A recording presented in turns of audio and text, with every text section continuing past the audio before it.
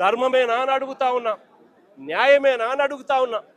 అటువంటి ఫ్లెక్సీలు, అటువంటి అన్యాయమైన మాటలు దాంట్లో రాసి తప్పుడు ప్రచారం చేస్తా ఉన్న నేపథ్యంలో చంద్రబాబు నాయుడు గారిని ఎవరైనా కూడా ఈ వాస్తవాలన్నీ కూడా చెబుతూ చంద్రబాబు నాయుడు గారిని ఎవరైనా గట్టిగా నిలదీస్తే చంద్రబాబు నాయుడు గారిలో అసహనం వచ్చి ఏ స్థాయిలోకి వెళ్ళిపోయాడు అని అంటే, మొన్న అంబటి రాంబాబు అన్న విషయంలో చూసాం జంగల్ రాజ్ పరిపాలన ఎలా జరిగింది అని.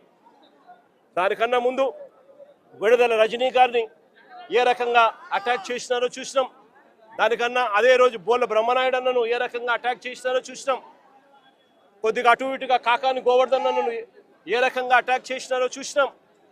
వీళ్ళందరినీ అటాక్ చేయడమే కాకుండా జోగి రమేష్ ఇంటికి ఏకంగా జోగి రమేష్ చేసిన తప్పల్లా ఏమీ లేదు. చంద్రబాబు నాయుడు గారిని, ఆయన కొడుకును, వీళ్ళందరినీ కూడా ప్రశ్నిస్తూ మీ చిప్పు రిపేర్ చేసుకోండి అయ్యా, ఇంత అన్యాయమైన పని మీరు చేస్తూ ఉన్నారు, ఇది ధర్మమేనా అని చెప్పి అడిగాడు. అంతకన్నా ఇంకా ఏమి చేసి అడిగింది కూడా లేదు. అలాంటిది చంద్రబాబు నాయుడు గారు అసహనం ఏ స్థాయిలోకి వచ్చింది అంటే, ఇప్పుడే జోగి రమేష్ ఇల్లు చూసినాం. ఏకంగా యాసిడ్ బాటిల్స్తో, పెట్రోల్ బాంబులతో, యాసిడ్ బాటిల్స్ కూడా, ఇన్ఫాక్ట్ బంగ ఉబ్బింది. గోడ చూస్తే యాసిడ్ మరకలతో గోడ అంతా ఇదైంది. యాసిడ్ మరకలతో, పెట్రోల్ బాంబులతో ఏకంగా ఇల్లంతా కూడా డోరు కూడా కాలిపోయి మొత్తం అంతా కూడా చిన్నాభిన్నమైపోయిన పరిస్థితి. అక్కడే ఎలక్ట్రికల్ ఫ్యాన్ రెగ్యులేటర్ స్విచ్చెస్ అన్నీ కూడా ఉన్నాయి. ఆ లైట్లు అంటుకొని ఉంటే, ఆ డోర్లు కాలి ఉంటే, ఇంట్లో కూడా వుడెన్ ఫర్నిచరు, మొత్తం కర్టన్స్ అన్నీ ఉన్నాయి. ఇంట్లో రమేష్ వాళ్ళ నాన్న 80 సంవత్సరాల వయసు. ఇంట్లో రమేష్ వాళ్ళ నాన్న ఒక్కడే ఉన్నాడు. లేయలేని పరిస్థితి, నడవలేని పరిస్థితిలో ఉన్న వ్యక్తి ఇంట్లో ఉన్నాడు. ఇది హత్యాయత్నం కాదా అని అడుగుతా ఉన్నా నేను. ఇది చేయడం ధర్మమేనా అని అడుగుతా ఉన్నా. కేవలం ఒక బీసీ నాయకుడని, బీసీ నాయకుడిగా ఎదుగుతా ఉన్నాడు అని, బీసీ నాయకుడిగా వాయిస్ ఉంది అని, ఆ బీసీ నాయకుని వాయిస్ను అనగదొక్కాలి అని చెప్పి దుర్మార్గపు ఆలోచనలు చేయడం ఎంత మటుకు ధర్మం అని అడుగుతా ఉన్నా.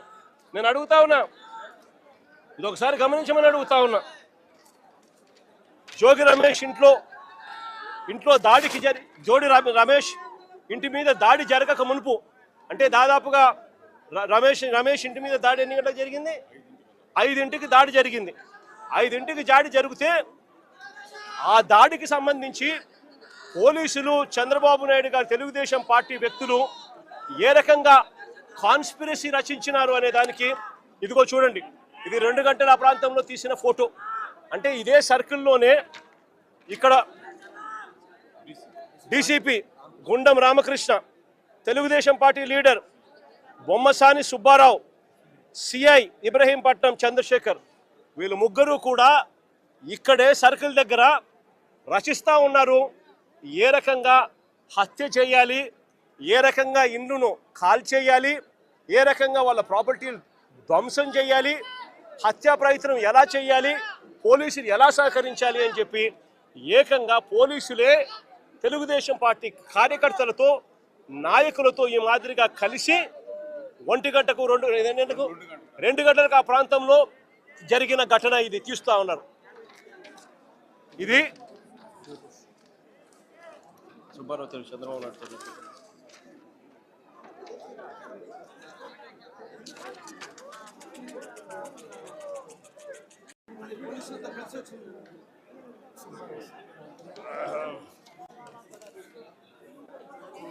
కన్ఫ్యూజ్ అవుతున్నావు, నన్ను కన్ఫ్యూజ్ చేస్తాను. ఇదే సుబ్బారావు, చంద్రబాబు నాయుడు గారు కొడుకు లోకేష్. ఈ మాదిరిగా కాన్స్పిరసీ రచించి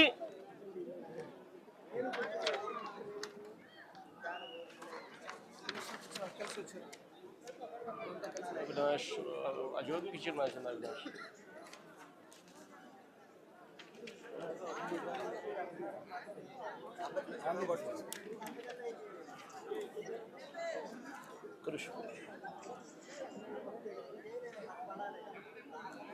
ఈ మాదిరిగా కాన్స్పిరసీ రచించి 5 గంటలకు ఆ ప్రాంతంలో ఏకంగా తెలుగుదేశం పార్టీ నాయకులను కూడా, వీడియో ఫుటింగ్ కూడా ఉంది, తెలుగుదేశం పార్టీ నాయకులు పోలీసులను కూడా వెంటబుచ్చుకొని ఏ రకంగా అందరూ కలిసికట్టుగా ఇక్కడికి వచ్చినారు అనేది వీడియో క్లిప్పింగ్ కూడా ఉంది మన దగ్గర.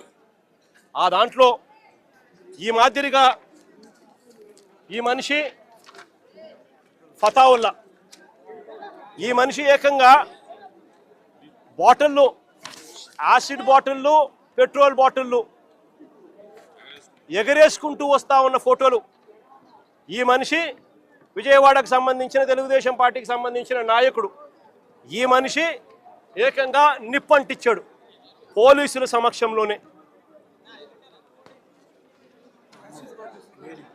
ఈవిడ కూడా ఫతావుల్లాతో పాటు, ఇదిగో ఇక్కడ ఫతావుల్లాతో పాటు ఈ ఆశా అనే ఈవిడ కూడా విజయవాడకు సంబంధించిన ఆవిడ. ఈవిడ కూడా ఈ మాదిరిగా వచ్చి ఈ మాదిరిగా జోగి రమేష్ ఇంటిపై రాళ్లు వేయడము, దాడులు చేయడము పోలీసుల సమక్షంలోనే జరుగుతూ ఉంది.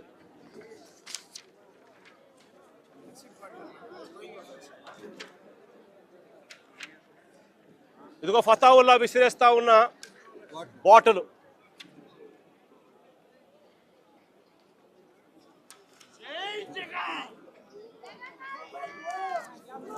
ఇదిగో ఫతావుల్లా చంద్రబాబు నాయుడు గారి కొడుకు నారా లోకేష్తో ఆయనకున్న సత్సంబంధాలు. ఇదిగో ఆయనకున్న సత్సంబంధాలు. ఇదిగో ఆశ వాళ్ళ అమ్మాయి పెళ్లికి కూడా చంద్రబాబు నాయుడు వచ్చిన ఫోటోలు.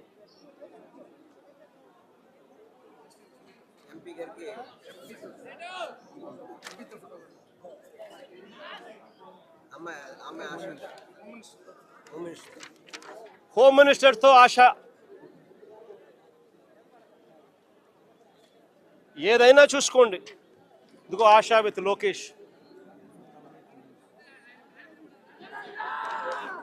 ఫతావలి హోమ్ మినిస్టర్తో. ఇది ఒకసారి గమనించమని అడుగుతా ఉన్నా. ఇది ఒకసారి నేను ప్లే చేస్తా. కనబడతా ఉందా? సుబ్బారావు డీసీపీ పక్కన సిఐ మంతనాలు జరుపుతాను. ప్లే చేయము జోగి ఒకసారి నాకు.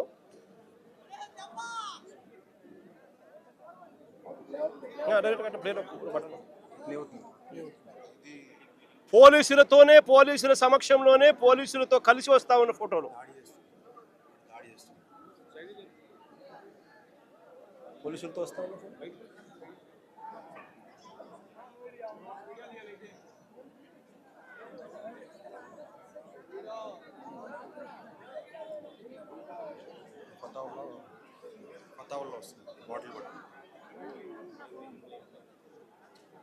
బాటిల్ ఎగరేసుకుంటూ.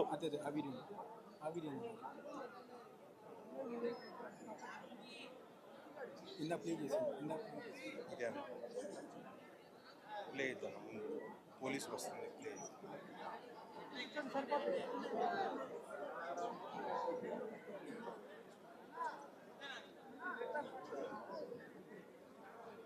పోలీసులతో కలిసి ప్రయాణం చేసి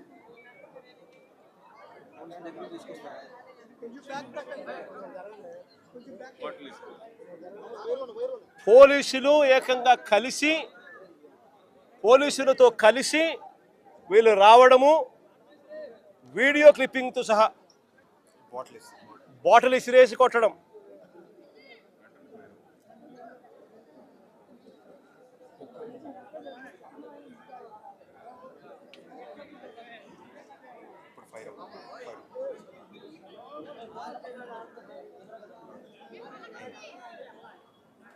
నేను అడుగుతా ఉన్నా,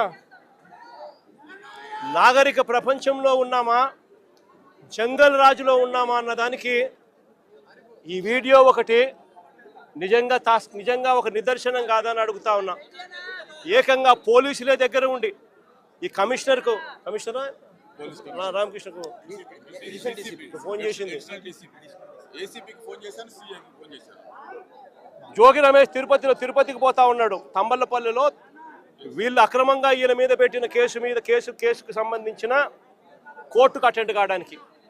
ఈ విషయం దారిలో తనకు ఫోన్లు చేసి ఈ మాదిరిగా గుమికూడుతూ ఉన్నారు మనుషులు అని చెప్పి 2 గంటల నుంచి 5 గంటల దాకా జరిగిన ఈ ప్రక్రియలో తనకు సమాచారం వస్తే 2 గంటల ప్రాంతంలో తను అడిషనల్ పోలీస్ కమిషనర్ ఏసీపీకి కూడా ఫోన్ చేస్తే కనీసము లోకల్ సిఐ కూడా చేశారు.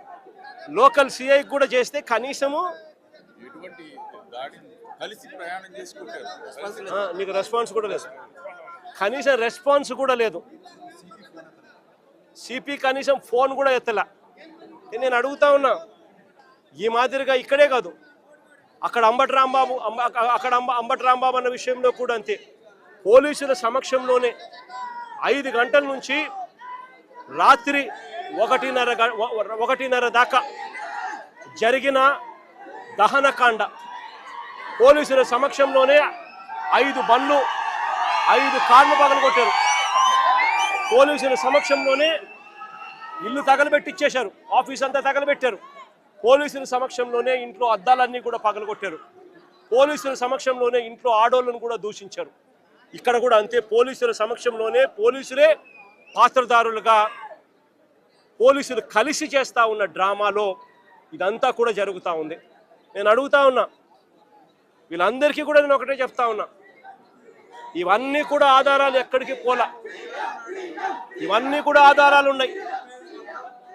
ఎన్హెచ్ఆర్సీ నుంచి సుప్రీంకోర్టు దాకా ప్రతి గడప కూడా తడతాం. రాష్ట్రంలో జరుగుతూ ఉన్న జంగల్ రాజు గురించి ప్రతి ఒక్కరికి కూడా అర్థమయ్యేలా చెప్తాం. ఎక్కడైనా కూడా న్యాయం అనేది డిలే కావచ్చేమో కానీ చంద్రబాబు నాయుడు గారి ప్రభుత్వానికి పెట్టిన దినాలు మాత్రం ఖచ్చితంగా ముగిసాల్సిందే. కళ్ళు మూసుకొని కళ్ళు తెరిచేసరికి 2 ఏళ్ళు అయిపోయాయి. ఇక కళ్ళు మూసుకొని కళ్ళు తెరిచేసరికి మరో 3 ఏళ్ళు కూడా అయిపోతాయి. ఆ తర్వాత వచ్చేది మా ప్రభుత్వమే. ఆ తర్వాత నేను చెప్తా ఉన్నాను, ఇటువంటి అన్యాయమైన ఆఫీసర్లు ఎవరైతే ఉన్నారో, ఎవరైతే కాన్స్పిరసీలో భాగంగా వీళ్ళంతా పాత్రదారులుగా ఉన్నారో, ఈ పోలీస్ ఆఫీసర్లు, ఈ నాయకులు, వీళ్ళతో పాటు వచ్చిన ఈ గూండాగిరి చేసిన వీళ్ళందరినీ కూడా ప్రతి ఒక్కరిని కూడా బోన్లో నిలబెడతాము. ప్రతి ఒక్కరిని కూడా చేసిన అన్యాయానికి శిక్ష వహించక తప్పదు అని చెప్పి కూడా ప్రతి ఒక్కరికి కూడా ఈ సందర్భంగా తెలియజేస్తా ఉన్నాను.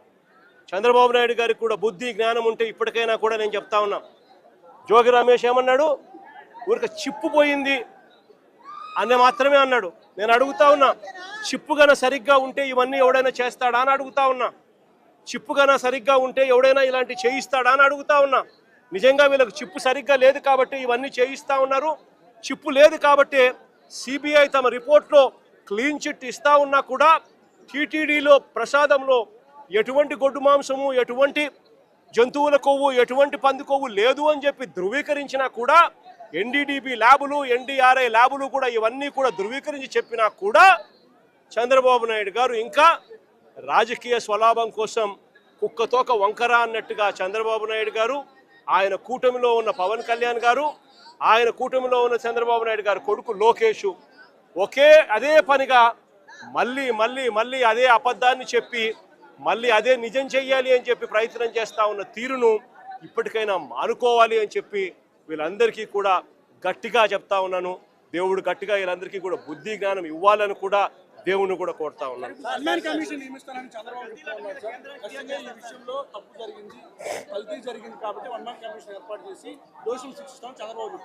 ఇదే చెప్తానబ్బా, ఏకంగా సుప్రీంకోర్టు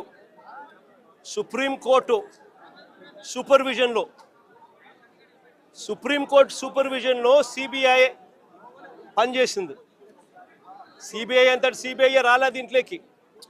జరుగుతూ ఉన్న అన్యాయం మీద, చంద్రబాబు నాయుడు గారి వక్రబుద్ధి మీద, చంద్రబాబు నాయుడు గారు చేస్తూ ఉన్న అబద్ధాల మీద వైవి సుబ్బారెడ్డి గారు సుప్రీంకోర్టు గడప దొక్కారు. సుప్రీంకోర్టు ఇంటర్ఫియర్ అయ్యి పార్షాలిటీ లేని ఎంక్వైరీ జరగాలి అని సుప్రీంకోర్టు సిబిఐని దించింది రంగంలోకి. ఆ సిట్లో కూడా సిబిఐకి సంబంధించిన 2 అధికారులు ఎవరైతే సిబిఐ నేతృత్వంలో జరుగుతుంది, సుప్రీంకోర్టు సూపర్విజన్లో జరుగుతుంది.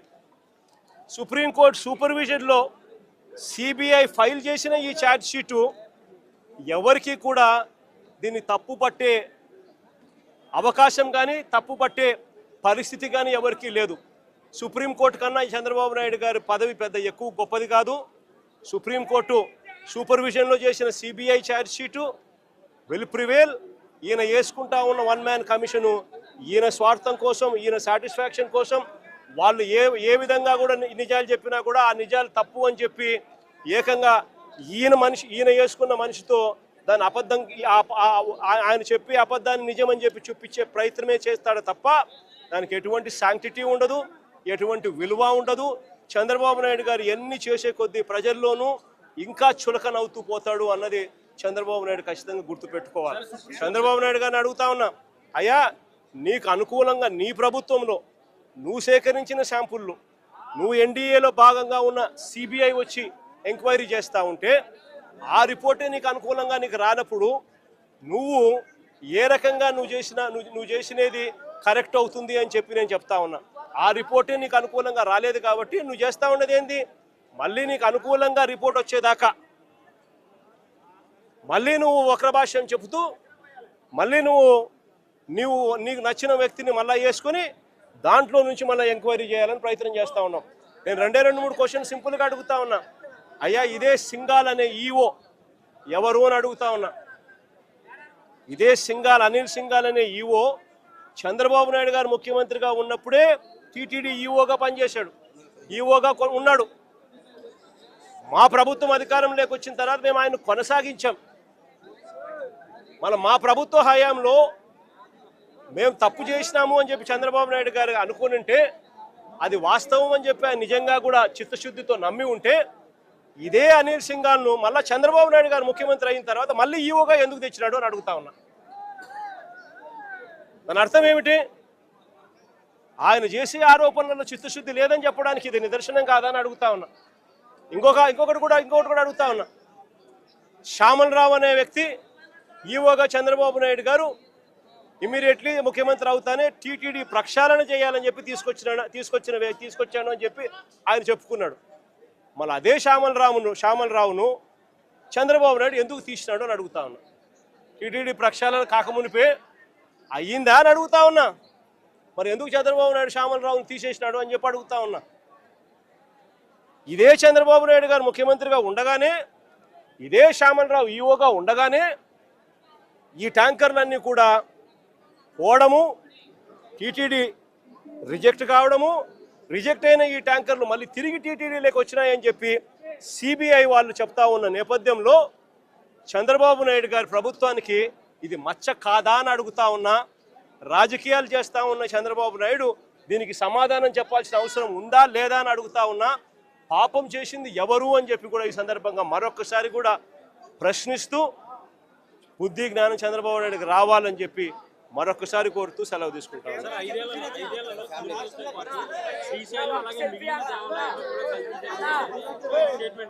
ఆశ్చర్యం ఏమిటో తెలుసా? చంద్రబాబు నాయుడు గారు జోగి రమేష్ మీద పెట్టిన కేసులు ఎన్నో తెలుసా? ఇప్పటి వరకు ఏకంగా 12 కేసులు పెట్టారు.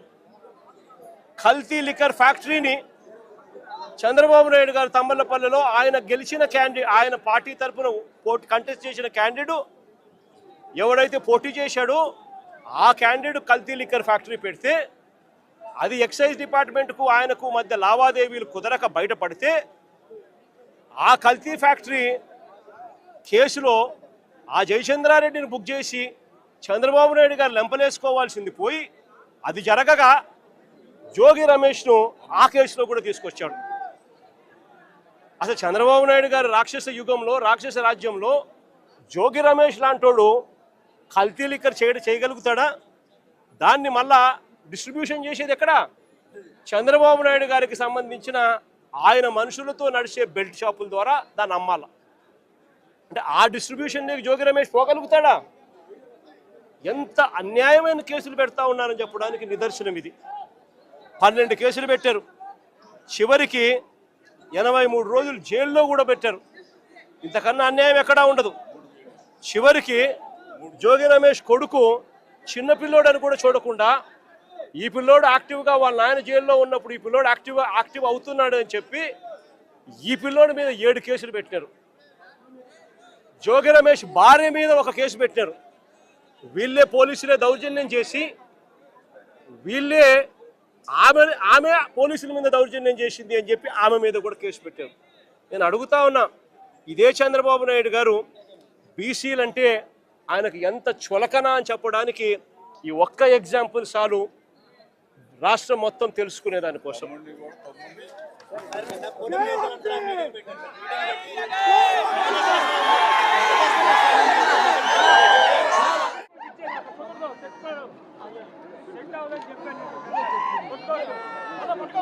Just the other day before yesterday, in a similar incident, I had gone to Guntur and I had highlighted the Jungle Raj prevalent in Chandrababu's regime. So much so that Chandrababu Naidu, who was unable to bear the truth, CBI recently filed the charge sheet, closed the investigation, wherein CBI categorically said producing NDDB reports, producing NDRI reports, National Dairy Development Lab reports, National Dairy Research Institute lab reports as well as part of the charge sheet. Categorically saying